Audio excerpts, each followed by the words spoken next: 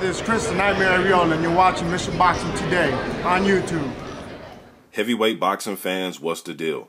Alright, man, so I'm on BoxingScene.com right now, and I see this article, and I'll leave the article in the description box for you guys. You can click it, read it, come to your own surmise. But Joseph Parker, he's getting some support from David Haye. David Haye says, before you criticize Parker, take a look at Anthony Joshua.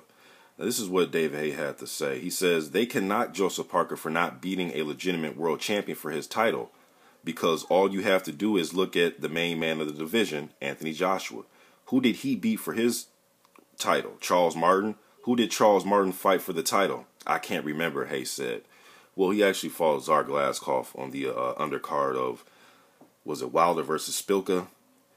I'm sure David Haye probably does remember. He's just trying to make a point, I'm assuming. All right. Then he also goes on to say, there was no real history to the title that Anthony Joshua fought for. In the title, he's just won, the WBA title, which was vacant. He fought against Vladimir Klitschko, a very good Vladimir Klitschko.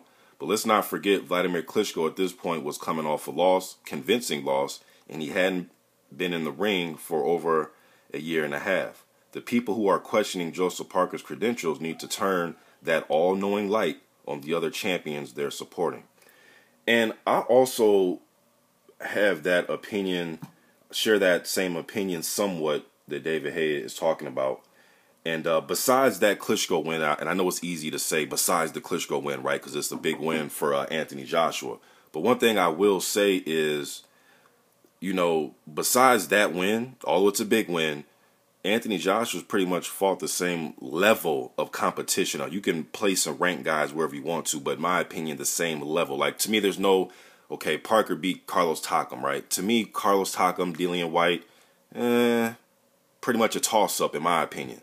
Just from what I've seen, breaking them down, their styles, the shape they come into, the toughness of their chin, to me, pretty much a toss-up, right? Andrew Ruiz Jr., Dominic Brazil, a toss-up, right? Charles Martin, if you want to take Deontay Wilder's opponents.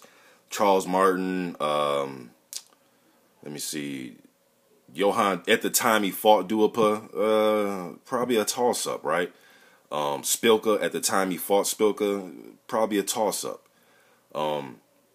Gerald Washington, that may, you know, I'm not sure who would win between Charles Martin and Anthony Joshua. I mean, Charles Martin and Gerald Washington. So to me, those opponents are pretty much all on the same level. Besides his Klitschko win, Klitschko's a future Hall of Famer, you know, but there's good and bad to every situation. Klitschko is over 40 years old, and he had lost his last fight, and he didn't look all that great against Bryant Jennings, to be honest with you. Last good performance I seen from him was Kirbet Pulev, and even in that fight, Pulev actually stunned and buzzed Klitschko with a jab. You know what I mean? Klitschko he got him out of there. He got him out of there, right? But yeah, man, what do you guys think about what David Haye had to say about this situation? And David Haye, he's been always kind of taking jabs at Joshua, you know, in a kind of, I take it as competitive nature. You know, shit, before he fought Tony Bellew, I remember David Haye was saying he wanted the Joshua fight. He wanted to fight Joshua right now. This one, Joshua just had the IBF title. Haye really wanted that fight. And he's been kind of micromanaging Joshua's career through the media, you know, around the time he was fighting the Mark DeMorays and Arnold Jarajads of the world. He was kind of saying him and Joshua makes the most sense and it'll be a big domestic fight, so on and so forth. This is before the Bellew fight, all right? So he's been kind of going at Joshua the whole... Now, he'll give him respect. He'll give him his just due at times, but for the most part, he's always had things like this to say in regards to Anthony Joshua. And it's funny, though, because David Haye was actually going to be ordered to fight the winner out of Parker versus Ruiz for the WBO title. And he elected to fight Tony Bellew for the money, and it was going to be a big domestic fight. But, yeah, man, what do you guys think about this? I just can't wait till all these guys get in the ring and just rumble with each other. Joshua, Ortiz, Parker, just all of them, man. Wilder, I just want to see them all get in the ring. And then according to this article also, David Haye is opening his gym to Parker. I seen them guys take pictures with each other when Parker was down there. He was looking at the Huey Fury had an exhibition fight a few weeks ago, and he was down there. And I follow Parker and Haye on Instagram, and I seen they were taking pictures and stuff like that. They met up with each other. So according to this article, he's opening his gym to Parker. If Parker needs it, he wants to use it when he goes down to the UK to prepare for Huey Fury. He says, hey, man, you free of charge. You can use the gym. And I'm sure Parker and his team may arrive in the UK maybe a week out before the fight, maybe two. I'm not sure. But I know they base their training camps in Vegas, and they do a little light work there in New Zealand when they're preparing for fights. Usually because all his fights are in New Zealand, so when they go back, they may go back like a week before the fight or something like that. But keep an eye on, if I'm Team Parker, I'm keeping an eye out on David Haye. Yes, you know, he's opening his gym for them, but at the same time, no, he can possibly be a foe down the road, man. So David Haye, smart guy. You know, he's keeping his eye open, trying to see the flaws and weaknesses and the strengths of Joseph Parker.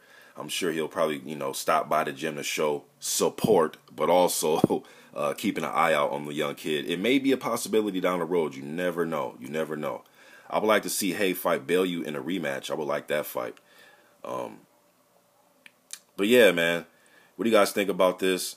And I know, you know, in the comment section sometime, us fans, we like to go back and forth with, well, this guy looked better than, you know, like a lot of people like to say Joshua looked better against Molina than Wilder did. And to me, yes, we can take that into consideration. To me, I like to look at the results, but I also understand you have to look at how, what got to the result. You know, was it an easier fight for this guy? Was it an easier fight for that guy?